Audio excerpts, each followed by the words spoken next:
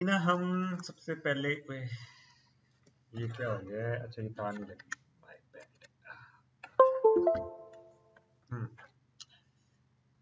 चलो, अभी ना हम सबसे पहले स्टैक के बारे में सीखेंगे। स्टैक कौन सा ऑर्डर फॉलो करता है?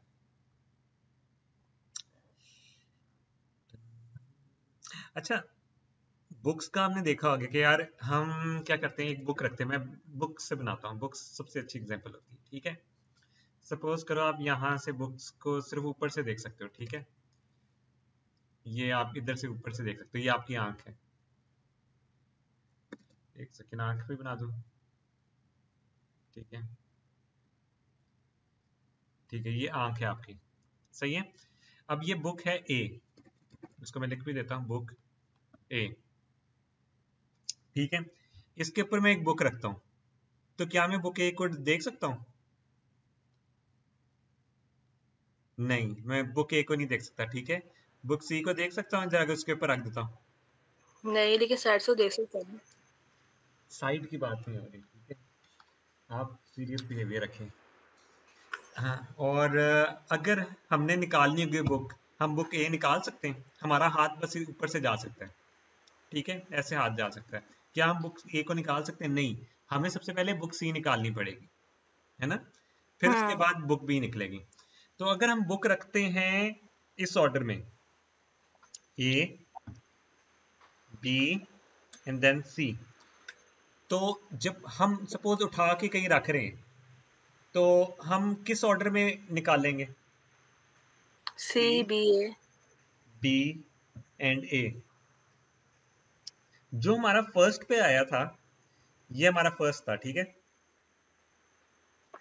ठीक है, जो हमारा फर्स्ट पे आया था वो हमारा लास्ट पे नहीं निकल रहा। यस। जो स्टैक है ना, वो फीफो फॉलो करता है। फीफो क्या होता है? फर्स्ट, फीलो, फीलो। ठीक है, फर्स्ट इन, लास्ट आउट।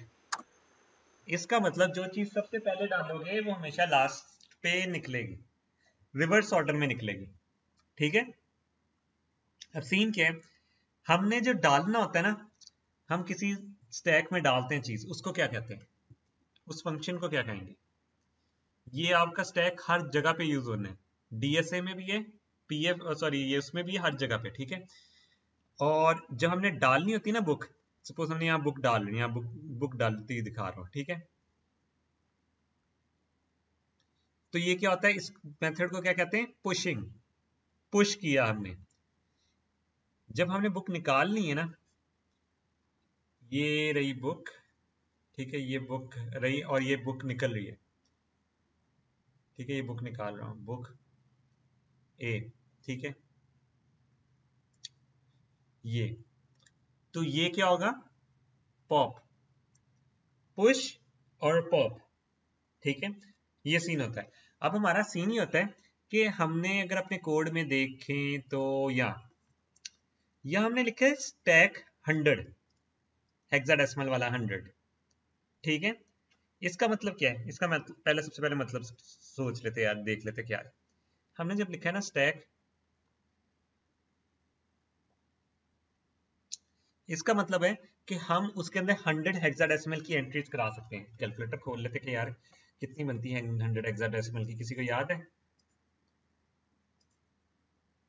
याद करके रखनी नहीं थी तो इसलिए याद नहीं होनी चाहिए। ठीक है, हमने रट्टा नहीं मारना। 256 डेसिमल। ठीक है, वैसे पता होनी चाहिए थी, एफ के बाद 100 आता है ना, तो 256 बाइट्स हम रख सकते हैं अपने स्टैक में। ठीक है, 256 बाइट्स। हमने अपना स्टैक बनाया कि हम उसके अंदर 256 बाइट्स सेव कर पाए। ठीक है, अब सीन ही होता है कि कभी बार ऐसा आपने स्टैक बनाया। ठीक है, ये आपने स्टैक बनाया। ठीक है, इसके अंदर ये और ये स्टैक पूरा का पूरा फुल हो चुका है। ये हो गया स्टैक फुल। तो ये वाला स्टैक कब फुल होगा? जब हम उसके अंदर 256 बाइट स्टोर कराएंगे। तो हमारे लिए काफी इनफ नहीं है, हमारे प्रोग्राम में इतने, इससे ज्यादा तो हमने स्टोर ही नहीं कराना था, इसलिए हमने स्टार्टिंग में ऐसे रट्टा मार लिया स्टैक 0x100। अगर हम इसको स्टैक 100 ये 50 भी करेंगे तब भी हमारे लिए इनफ होगी, क्योंकि मोस्टली हम प्रोग्राम्स में ना 5 या 6 स्टैक में चीजें रखवाएंगे मैक्सिमम 10 रखवाएं, 10 वाला मैंने अभी तक नहीं देखा, बट 10 भी रखवा लें, 10 से ज्यादा एंट्रीज नहीं होंगी, तो ये इनफ साइज है। ठीक है, यूजली स्टैंडर्ड में ना यही लिखा जाएगा आपके पेपर में, टीचर अगर आपको कोई सैंपल भी देगी वो यही लिखे देगी। ठीक है, 100, तो ये बहुत ज्यादा एंट्रीज है। अब सीन क्या होता है, आपका स्टैक पॉइंटर, किसी को याद है स्टैक पॉइंटर क्या था? ये ठीक है, मैं दिखाता हूँ। अब हम इसको जब रन करते हैं ना, और यहाँ हम स्टैक पे क्लिक करते हैं, ये आ जाती है अजीब सी चीज। ठीक है, अब इसके लेफ्ट साइड पे क्या लिखा हुआ है, राइट साइड पे क्या लिखा हुआ है, कोई गैस कर सकता है? कर लो गैस, मैं कुछ नहीं कहता। नहीं करना गैस? चलो यार, बच्चे डर रहे हैं, मैं वैसे बता देता हूँ। ठीक है, ये किधर गया? ये देखो, लेफ्ट साइड पे लॉजिकल एड्रेस है, लेफ्ट साइड पे लॉजिकल एड्रेस आ रहा है, और जो राइट साइड पर जो हमारे उसकी वैल्यूज वगैरह होती हैं, जो हमने आई सेव गेस करके रखी है। ऑफसेट वगैरह उसकी। ऑफसेट नहीं, मतलब ये वैल्यू सेव की है ना राइट साइड पे, लेफ्ट साइड तो ओके, पूरा लॉजिकल एड्रेस है। ठीक है, अब हम फिलहाल ये 710 देखो, 710 क्या वैल्यू है, ये 710 सेगमेंट की वैल्यू होगी। स्टैक सेगमेंट 710 पे है ना, तो ये देखो 710 ही दिखा रहा है। ठीक है, तो ये आपको इस तरह शो होगा। मैं यहाँ लिख देता हूँ स्टैक सेगमेंट की वैल्यू, और राइट साइड पे ये ऑफसेट 100 लिखा होगा। ऑफसेट बेसिकली हमारा ऑफसेट 100 ही होगा, क्योंकि हमने 100 का स्टैक बनाया है ना। जितने का स्टैक बनाएंगे वो यहाँ वो वाली वैल्यू लिखी होगी। ठीक है, मैं यहाँ इस तरह एरो बना देता हूँ, और राइट साइड पे ना वो वैल्यू पड़ी होगी। ठीक है, कोई भी वैल्यू पड़ी है। अब सीन ये, स्टैक पॉइंटर इस टाइम पे क्या है? ठीक है, आप स्टैक पॉइंटर को देखो, स्टैक पॉइंटर में क्या है? 100। इसका मतलब ये स्टैक पॉइंटर इस टाइम पे इस ऑफसेट को टारगेट कर रहा है। ठीक है, स्टैक पॉइंटर इस ऑफसेट को टारगेट कर रहा है। स्टैक पॉइंटर की वैल्यू इस टाइम पे क्या है? 100 है। ठीक है, और वो वही वाली वैल्यू देखो, जब हमने स्टैक सेट करवाया ना, तो जो उसकी मैक्सिमम वैल्यू होती है वो बताता है। ठीक है, अब देखते हैं उसके अंदर एंट्री करते हैं। हम इसके अंदर एक नंबर रखवाते हैं, पुश करते हैं, और ये याद रखना है स्टैक में ना हमेशा 16 बिट ही पुश करा सकते हो, और पॉप भी 16 बिट ही। ये न्यू रूल है, new rule can only push 16 bit. ठीक है, ये देखो, अगर हम इसके अंदर AL को पुश कराते हैं तो क्या होगा, ये AL है। ठीक है, इसको रन किया, एरर आ रहा है।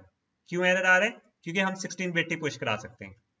ठीक है, तो अब सीन ये, मैंने क्या है, पुश AX किया। ठीक है, हम एज्यूम करते हैं AX की वैल्यू, अभी फिलहाल बल्कि एज्यूम नहीं करते, ये AX इधर लिख देता हूँ ना, AX की वैल्यू मैं एज्यूम कर लेता हूँ, AX की वैल्यू कर लेता हूँ 1111। ठीक है, ताकि हमारे लिए आसान है, मूव AX 0x1111।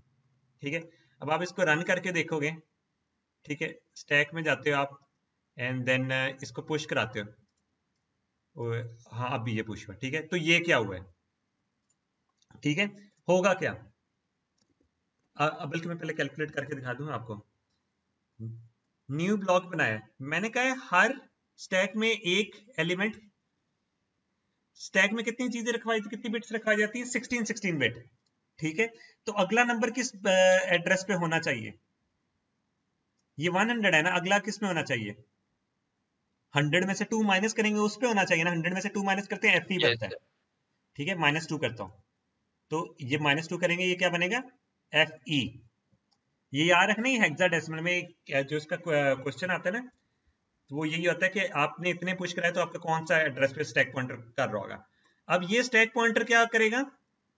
सबसे पहले स्टैक पॉइंटर, एक सेकंड, ये स्टैक पॉइंटर है, सबसे पहले ये स्टैक पॉइंटर जाएगा नीचे, पॉइंट करने लग जाएगा। अभी वो उस एड्रेस को पॉइंट कर रहा होता है जिसपे रखवाना है। ठीक है, सबसे पहले ये नीचे मूव करेगा, एंड देन उस पे AX रखवा देगा। ठीक है, अभी इस पे रख सकते, ये चीज को प्रोसेस को रिपीट करूंगा ना तो आपको समझ लग जाएगी मैं क्या कहना चाहता हूं। AX रखवा दिया। ठीक है, सबसे पहले क्या होगा, मैं यहां लिख देता हूं स्टेप्स 1 SP डिक्रीजेस, ठीक है। सेकंड SP जहां है ना उस पे रखवा दोगे आप पुश वैल्यू। ये जरूर याद रखना कि सबसे पहले SP डिक्रीज करेगा, ठीक है, एंड देन आप उस पे पुश कराओगे। अब हम अपना ये देखें, इधर देखें तो ये देखिए 710 और FE में क्या रखवाया है 111, उसने 100 वाले में नहीं रखवाया, वो पहले नीचे मूव करेगा स्टैक पॉइंटर एंड देन 111। और ये जो FE है ये किसकी वैल्यू होगी, स्टैक पॉइंटर की वैल्यू होगी, कि स्टैक पॉइंटर उस टाइम पे उधर पॉइंट कर रहा है। ये देखिए FE वैल्यू कि मतलब अभी जो नंबर रखवाया वो FE में रखवाया।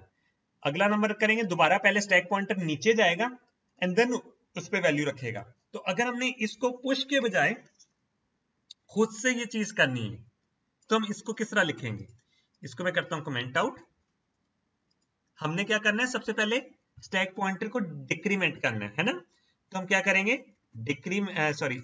सब SP, 2 है ना, हम ये पहले उसको डिक्रीमेंट करेंगे एंड देन उसमें हम क्या रखवाएंगे मूव SP,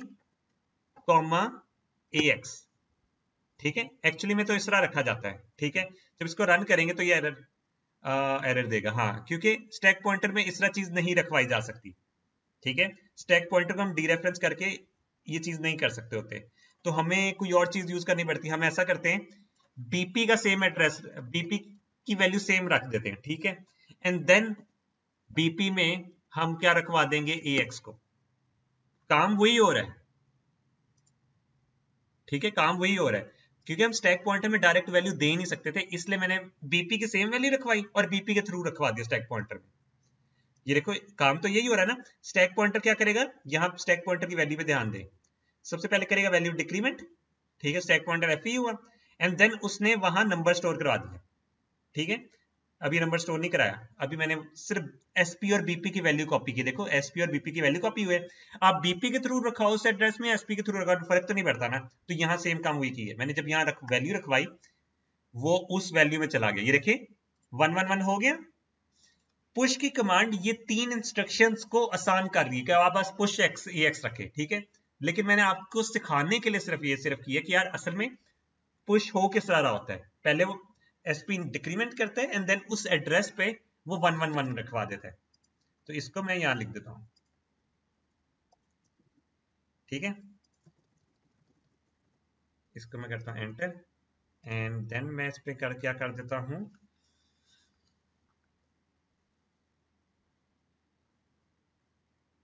और इसको मैं रेड से ये कर देता हूं, ठीक है, ताकि आप लोगों को पता हो कि यार ये चीज क्या हो रही है, ठीक है।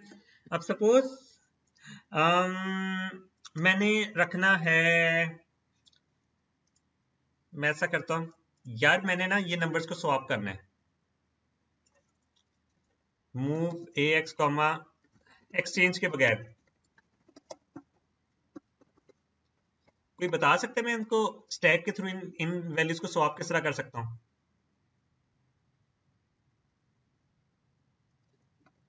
नहीं बता सकता, चलिए यार मैं बताता हूं।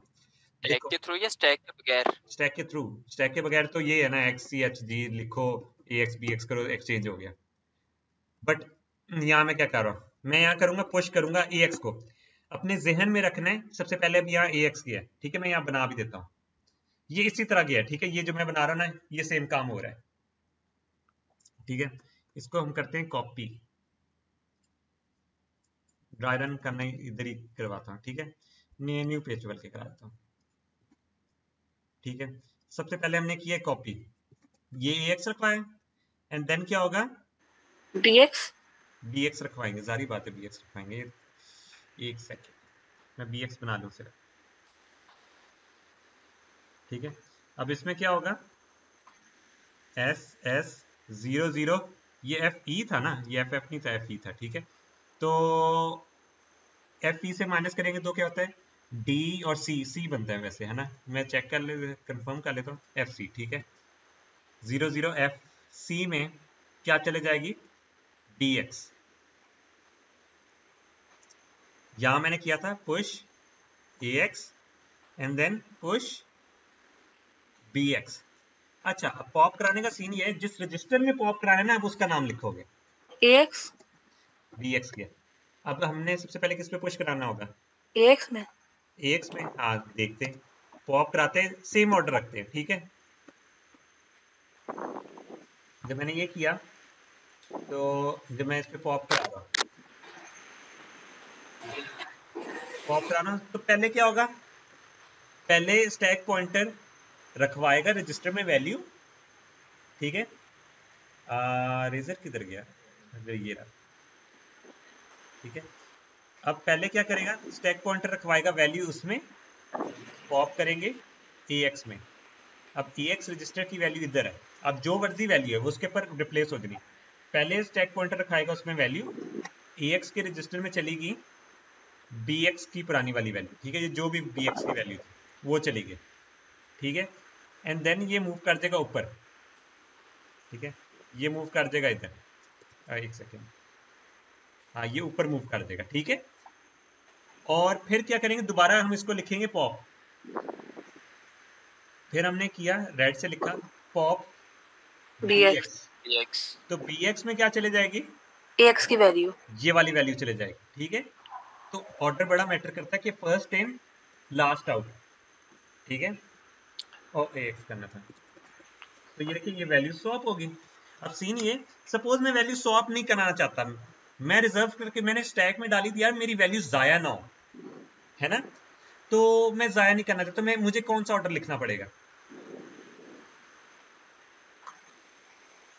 पुश AX है, पुश BX है, तो मैं चाहता हूं मेरी वैल्यू जाया ना हो, जिस रजिस्टर से आती है उसी रजिस्टर में जाए, उल्टे ऑर्डर में लिखेंगे। क्योंकि अगर हम इससे हम जब पॉप कराए तो उल्टे ऑर्डर में, उल्टे को उल्टा करेंगे तो वो सीधा हो जाता है, ठीक है। एक उल्टा बंदा है, उसको उल्टा करेंगे वो सीधा हो जाएगा, है ना। तो हमें ऑर्डर क्या रखा था? AX किया था पुश, फिर BX किया था, तो हम इसका ऑर्डर उल्टा कर देते हैं और उसमें पॉप कराते हैं। पॉप करेंगे BX एंड देन पॉप और करेंगे AX। BX तो BX की वैल्यू लास्ट में पुश हुई थी और लास्ट में उसी पे चलेगी। AX की वैल्यू लास्ट में, फर्स्ट में पुश हुई थी और लास्ट में पॉप कराने तो उसमें आ जाएगी, ठीक है। ये बात समझ में लगी? Yes sir. तो यस।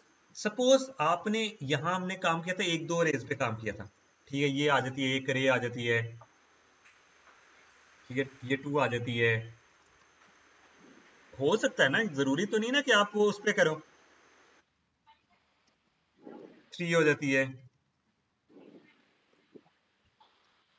4 हो जाती है, और एक और बना लेते हैं, ठीक है, 5 हो जाती है, ठीक है।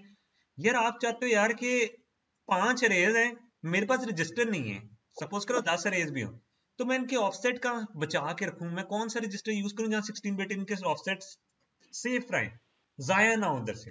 मैं करूंगा यार कुछ मूव BX ऑफसेट ARR, ठीक है, एंड देन पुश कर दूंगा BX को, दोबारा यही सेम कॉपी करूंगा, ठीक है, दोबारा सेम कॉपी करूंगा, दोबारा सेम कॉपी करूंगा, दोबारा सेम कॉपी करूंगा, ठीक है। यहाँ नाम चेंज कर दूंगा सर, ठीक है, यहाँ गया 2, यहाँ गया 3, यहाँ गया 4, यहाँ गया 5, ठीक है। अब सीन के ये सारे ऑफसेट उसके अंदर स्टोर हो जाएंगे। रन किया, ये देखो, ये पहले FP में गया 0 0, फिर 0 0 5, इसमें जो ऑफसेट है ना, क्योंकि 5 की अरे है ना, तो 5 5 एड्रेस आगे जा रही है, देखो वैल्यू से पता लग रहा है ये अरे की वैल्यू नहीं है, ये अरे का एड्रेस हमने सेव कराया हुआ, आपको पता होना चाहिए, ऑफसेट है ना, अरे का ऑफसेट हमने स्टैक में सेव करा दिया, मतलब अरे का एड्रेस हमने स्टैक में सेव करा दिया कि यार जायनो, तो 5 की अरे थी तो 5, इसलिए 5 आ रहा है, फिर 10 आ जाता है, फिर 15 आता है, फिर 20 आना चाहिए, और 1 4 20 के बराबर ही होता है, 1 4 लिखा ना अब यहाँ, 1 4, ये देखो 20 के बराबर होता है, ठीक है।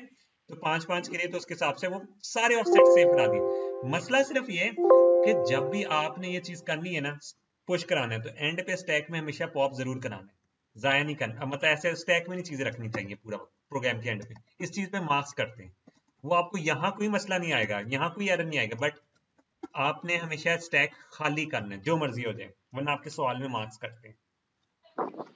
स्टैक ऐसा स्ट्रक्चर है जो मेमोरी याद करके रखता है कि किस ऑर्डर में आई है, ठीक है।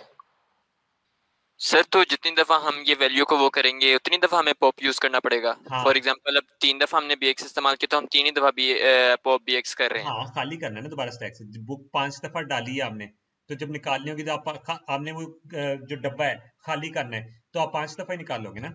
ओके। और ये डाटा स्ट्रक्चर्स में सबसे इंपॉर्टेंट स्ट्रक्चर है जिसको बहुत अंडर एस्टिमेट करते हैं, ठीक है। सबसे स्ट्रॉन्ग है। आप जो फंक्शंस भी बनाते आ रहे हो ना, उसमें स्टैक यूज हो रहा है।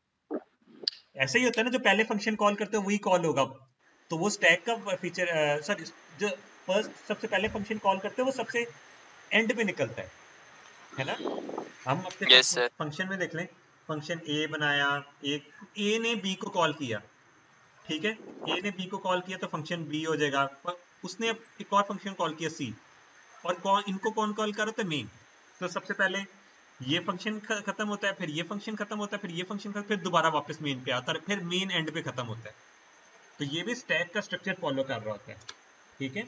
तो कभी बार आप ऐसा होता है कि आप रिकर्जन आपने सीखी नहीं है, अपने आप फंक्शन को बार बार कॉल करना, तो कई बार रिकर्जन में ऐसा होता है इनफाइनाइट आप कॉल कर दो, तो आपका स्टैक ओवरफ्लो का एरर आता है। वो स्टैक ओवरफ्लो का एरर यही होता है कि आपकी स्टैक की मेमोरी भर जाती है, इतने फंक्शन कॉल कर लिए होते हैं। तो अब ये आ जाते हैं, ये हो गया स्टैक, ठीक है। स्टैक इतनी मुश्किल नहीं है, कॉन्सेप्ट मजे का है, ठीक है। अब सीन ये है कि मैं फंक्शंस किस तरह बनाता हूँ होल में, ठीक है। सपोज मैंने एक अपना फंक्शन बनाना है कि यार मेरे सारे ax bx cs की वैल्यू को रीसेट कर दे, ऐसा कोई फंक्शन बनाने, वैल्यूज को रीसेट कर दे, ठीक है। मैं दो फंक्शन बनाता हूँ, एक करेगा मेरे सारी वैल्यूज को एफ कर देगा, एक करेगा मेरे सारे फंक्शंस को वैल्यूज को 0 0 0, ठीक है। बेसिक सा फंक्शन। ये क्या है, main procedure, main and procedure function को कहते हैं, ठीक है। तो मैंने अपना एक फंक्शन बनाना, मैं यहाँ नीचे फंक्शन बनाता हूँ, ठीक है, नीचे कहीं बना रहा हूँ। उसका नाम क्या रखूँ, 08, ठीक है, अपने पास से नाम रखा है इसको, ये ना समझना कि रिजर्व्ड है ये नाम। यहाँ पर प्रॉक किया, इसी तरह 08 एंड पी, ठीक है। सेम ये चीज है ना, बट इसमें एक चीज ये होगी, RET, ठीक है। रिटर्न लिखना जरूरी होगा, ठीक है। अब क्या करता है, इसको कॉल किस तरह, पहले मैं इसके फंक्शन के अंदर चीजें लिख रहा, मैंने इस फंक्शन को क्या कहा था, मैं क्या करूंगा, ax 0 move bx 0 move cx 0 move dx 0। मैं देखूं वैसे तो ax के अलावा सारे 0 0 होंगे, नहीं, हाँ ठीक है, हाँ ये ff कर लेते ज्यादा बेहतर रहेगा, है ना, ff, वो नजर भी आएगा आपको, थोड़ा मजे का भी लगेगा यार कि सारे ना ff हो जाते हैं। 08 की जगह फुल लिट लिख देते हैं, फुल लिट, ठीक है, फुल लिट लिख देते हैं। अब ये क्या करेगा, जब इस फंक्शन कॉल करेंगे ax bx cx सारों में ff स्टोर हो जाएगा, ठीक है। ये हमने वैसे एक रैंडम फंक्शन बनाया। मजे की चीज देखें, मैं करूंगा इसको कॉल किस तरह करना पड़ेगा, फंक्शन को कॉल, फंक्शन का नाम फुल इट, यहां ये कॉल हो जाएगा। रन करते हैं। अब एक बात है, ठीक है, मैंने किया फंक्शन, अच्छा आप एसपी पे ध्यान दें, सॉरी आईपी पे ध्यान दें, आईपी और एसपी दोनों पे ध्यान दें, ठीक है। स्टैक पॉइंटर की वैल्यू क्या है, 100, है ना। तो जैसे मैंने नेक्स्ट का बटन दबाया, स्टैक पॉइंटर की वैल्यू एफ पीच होगी। बंदा कहेगा ये क्या है, मैंने तो फंक्शन को कॉल किया, आईपी भी चेंज हुआ है, बट फंक्शन की वैल्यू, ये स्टैक पॉइंटर को क्या हुआ है, क्या चीज स्टैक में रखाई, मैंने तो कुछ भी नहीं रखवाया। तो क्या हुआ है, हम स्टैक में जाते हैं, स्टैक में गए हैं तो ये 0 0 8 रखा गया है। अब ये क्या सीन था, बैक करके दोबारा देखते हैं। हमने जब बैक किया, आईपी देखिए कभी कभार 3 में इंक्रीमेंट होता है, कभी कभी 4 में इंक्रीमेंट होता है। अब ये 5 था, प्रोबेबली देखिए 3, ठीक है, मोस्टली 3 पे ही हो रहा होता है। अब देखिए जब 5 से अगली क्या वैल्यू आनी थी, 8, है ना। तो जैसे हमने नेक्स्ट का बटन दबाया, डी, ठीक है, तो वो 8 कहां चलेगी, स्टैक में रखवा दी। और ये क्यों रखवाई है, कुछ पता है कि इंस्ट्रक्शन पॉइंटर को क्या क्यों ये रखवाई होगी, कुछ अंदाजन लॉजिकल है वैसे इसका सवाल, गेस करो थोड़ा सा, क्यों रखवाई होगी। इंस्ट्रक्शन पॉइंटर क्या करता है, कौन सी कोड की लाइन रीड करनी है। अब फंक्शन हमने पता नहीं कहाँ कहीं और बनाए हैं, है ना, उसने वापस भी तो आना है ना उस लाइन पे, उसे किस तरह पता हम किस लाइन पे वापस आना है, इसलिए उसने अपनी इंस्ट्रक्शन पॉइंटर की लाइन स्टोर करा के रख ली। ठीक है, जब नेक्स्ट नेक्स्ट नेक्स्ट सारे रजिस्टर एफ कर रहे हैं ना, अब आरईटी क्या करेगा, जो स्टैक में आईपी की वैल्यू पड़ी हुई है ना, वो वापस उसे कहेगा यार इस लाइन पे वापस जाओ, क्योंकि अभी तो इंस्ट्रक्शन पॉइंटर लाइन 1 लाइन हो चुकी है, उसको तो नहीं पता ना आईपी की पुरानी लाइन कहाँ थी, किस लाइन से हमने फंक्शन को कॉल किया था, तो वो कहां से उसे लेगा कि यहां से पॉप करा लेगा, वापस आ गई, पॉप कराई और लाइन 8 पे वापस आ गया ये, है ना, और यहाँ फंक्शन है, ये हमारा प्रोग्राम एंड हो गया। ये चीज की समझ लगी या नहीं, मैं दोबारा से एक्सप्लेन कर देता हूँ। उसे इस वजह से स्टोर करवाई कि उसका एड्रेस चाहिए था, इस वजह से। हाँ, कॉल फंक्शन का नाम, फंक्शन अगर नहीं कराएगा तो उससे किस तरह पता किस लाइन पे वापस आने है। ठीक है, पुशेस आईपी, ठीक है, और आरईटी क्या करता है, पॉप कराता है आईपी में। ठीक है, अब एक मजे की चीज दिखाता हूं, अगर हम इसके स्टैक को खराब कर दें, ठीक है, स्टैक को खराब करने का मकसद क्या होता है, देखो अब हमने ये किया है, मैं रिटर्न नहीं लिखता तो उसको क्या वापस वैल्यू मिलेगी, नहीं मिलेगी, नहीं मिलेगी। बहुत दफा होता है लोग फंक्शन बनाते हैं रिटर्न लिखना भूल जाते हैं, फिर उनका यहां फंस रहा होता है, देखो उसे पता ही नहीं वो आगे चले जा रहे हैं कोड में, ठीक है, उससे पता है कि प्रोग्राम एंड नहीं हुआ तो, लेकिन वो आगे चले जा रहे हैं, ये देखो इम्यूलेटर हॉल्ट हो गया, वो वापस आ ही नहीं पाया, ठीक है, क्योंकि उसने पॉप नहीं कराई। बंदा कहता था ये कभी कभार होता है, आप पॉप फंक्शन में ही आपने पुश किया होता है, सपोज 5 पुश किए हैं, लेकिन आपने पॉप ज्यादा करा दिए, 6 दफा पॉप करा दिए, मैं पॉप कर देता हूँ EX में, ठीक है, सपोज कर लो, ठीक है, तब क्या मसला आएगा, मैंने नेक्स्ट किया, नेक्स्ट नेक्स्ट नेक्स्ट किया, ये आया, अब मैंने पॉप किया AX में, 008 AX में रखा गया, अब RET भी तो पॉप कराएगा ना आईपी में, तो स्टैक में क्या वैल्यू पड़ी है 000, वो उसमें पॉप करा देगा, ये देखो आईपी में चला गया 000, ठीक है, एंड देन दोबारा से कोड स्टार्ट हो रहा है, दोबारा से फंक्शन कॉल हुआ है, ठीक है, दोबारा से फंक्शन कॉल हुआ, दोबारा से उसने वो रखवा दिया उसे 8 सेम चीज इनफाइनाइट चले जाएगा। अब वो करप्ट हो गया एक्चुअली में, ये चीज की वजह से ना, इम्यूलेटर है तो ये असल वो होता है ना असेंबली लैंग्वेज का, वो इनफाइनाइट ही चलता रहता है, ये करप्ट हो चुका है, ठीक है, तो ये याद रखना जितने आपने पुश कराए ना फंक्शन के अंदर उतने ही पॉप कराने हैं, क्योंकि आपके स्टैक में आईपी की वैल्यू स्टोर है तो आप उसको मैसअप नहीं कर सकते। डन हो गया, तो ये सीन होता है। अच्छा, फंक्शन का फायदा क्या होता है, अभी सपोज मैंने अपनी वैल्यू कहीं स्टोर करके रखनी है, मैं यहां पुश कराता हूं EX को, ठीक है, पुश कराता हूं BX को, पुश कराता हूं CX को, पुश कराता हूं DX को, यहां मैं क्या करूंगा, पॉप करा देता हूं, किसको कराना चाहिए मुझे पॉप, यहां कि सेम वैल्यू वापस चले जाए, सर चारों को, लेकिन किस ऑर्डर में कराना चाहिए, ABCD का ऑर्डर था, तो यहां क्या लिखूंगा, sir DCBA DX CX BX AX, ठीक है, AX। तो इस ऑर्डर में जाऊंगा।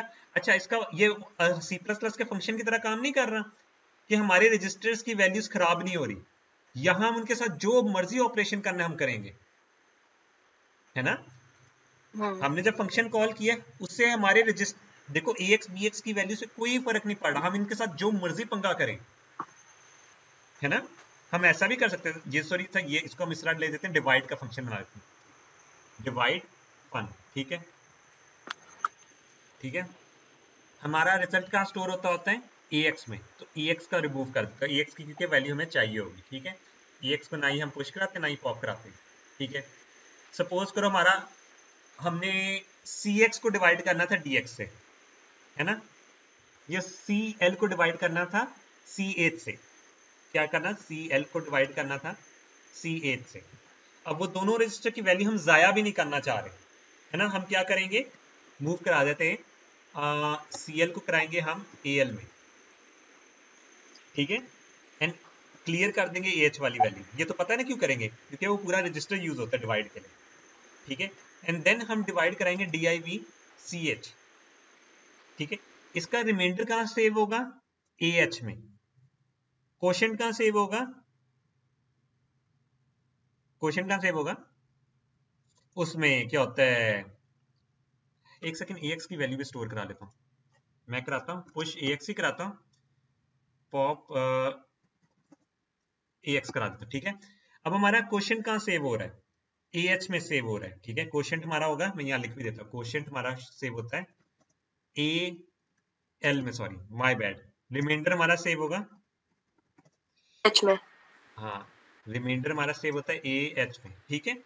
बट हमें AH में वैल्यू नहीं चाहिए, हम कह रहे हैं हमने C रजिस्टर को भेजें, ठीक है, और C रजिस्टर में ही हमारा रिमाइंडर और क्वोशंट आ जाए, ठीक है। तो हम क्या करेंगे, मूव करा लेते हैं, रिप्लेस करा लेते हैं ना वैल्यू को।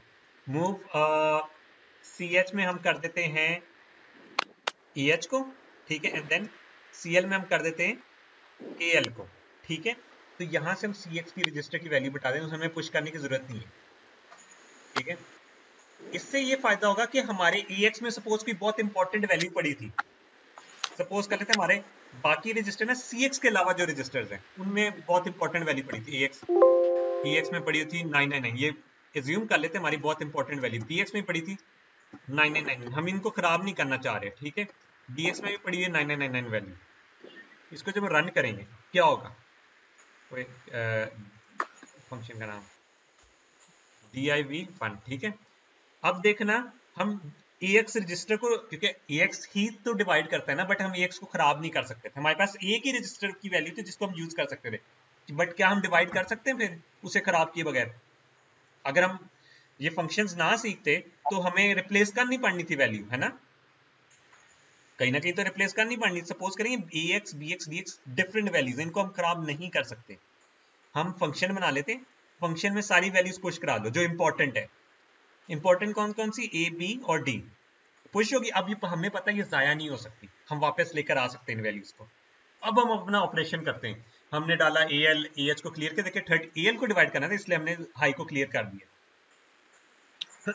अभी हमने डिवाइड जब किया, ठीक है, ये देखो डिवाइड जब किया हमने CH से, तो पता है हमारा 37 से डिवाइड करें तो रिमाइंडर हमारा 0 होगा और क्वोशंट हमारा ये होगा, इसको हमने स्टोर करा दिया CX में, और CX में ये चीज आ गई।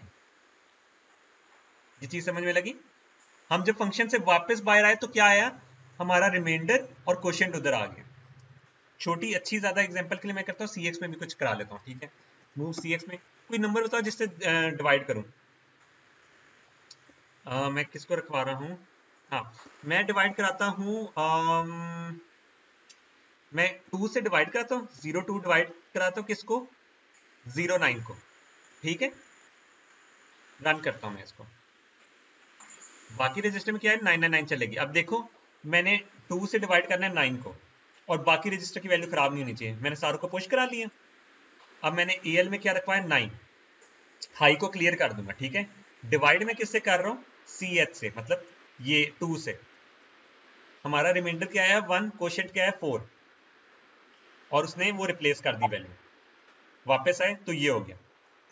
हमारे फंक्शन ने जो 2 नंबर भेजे थे उन रजिस्टर में रिमाइंडर और क्वोशंट भर दिया और बाकी वैल्यूज को खराब नहीं किया, ये फंक्शनैलिटी का फायदा होता है। समझ लगी ना ये मैंने क्यों किया है। तो इस प्रोग्राम को मैं ऐसे करता हूँ, ये ला लेता हूँ, ये सिर्फ एक बेसिक सा फंक्शन का बताया था, आगे जाके फंक्शन को जब भी हमें होगा ना कि हमने वैल्यूज खराब नहीं करनी और बड़ा काम करना है, इससे होता है कि आप खुल के रजिस्टर को यूज कर सकते हो। अगर सपोज आप सारे रजिस्टर पुश करा लो तो आप खुल के यूज नहीं कर सकते, है ना। तो बेसिक फंक्शन का मतलब यही होगा, हम खुल के यूज करेंगे और बाद में फंक्शन को कॉल कर दिया करेंगे। सपोज हमने सम में ये चीजें करनी थी, ठीक है, तो हम खुल के यूज करेंगे, सम में डाल देंगे। ये भी हो सकता है, ये देखो मैं यहाँ एक वेरिएबल बनाऊं, इसको थोड़ा और मजे का कर देता हूं, ठीक है। क्वोशंट को क्वोशंट और रिमेन DB, ठीक है। मैं चाहता हूं CX की वैल्यू भी जाया ना हो, ठीक है, मैं चाहता हूं CX की वैल्यू भी जाया ना हो, तो मैं ये क्या करता हूं, बजाय इधर AH में मूव कराऊं, मैं रिमाइंडर कराता हूं रिमाइंडर में, ठीक है, रिमेन, और ये करा देता हूं क्वोशंट में QUO, ठीक है, और QUO, क्यू यू ओ ए ना, हाँ। अब मैं सी एक्स की वैल्यू भी पुश करा लेता हूँ इधर, ताकि सी एक्स की वैल्यू भी जाया ना हो। सी एक्स की वैल्यू एंड पे पुश कराइए तो सबसे पहले पॉप होगी। ये देखें, रन किया। अब मैंने फंक्शन डालने से पहले क्या, मेरी ये 4 वैल्यूज है ना, इन 4 वैल्यूज को मैंने जाया नहीं करना प्रोग्राम के एंड में, और मेरे वेरिएबल में क्वेश्चन और वो आ जाना चाहिए। मैं रन करूंगा, आ गया 4 और 1, बट क्या मेरी वैल्यूज चेंज हुई? वैल्यू चेंज हुई है, वो 4ch ना प्रोग्राम को बंद करने के लिए, वैल्यू चेंज हुई नहीं, एक भी वैल्यू नहीं। जाया नहीं हुई, और मेरा क्वेश्चन और रिमाइंडर आ गया। तो फंक्शन का यूज हम ये करेंगे। ठीक है, इसको मैं बल्कि इसको रख देता हूँ, ये करता हूँ, ठीक है। अगर आपको मेरी वीडियो पसंद आई हो तो इसको लाइक, सब्सक्राइब और शेयर करें, और हम मिलेंगे अपनी नेक्स्ट वीडियो में।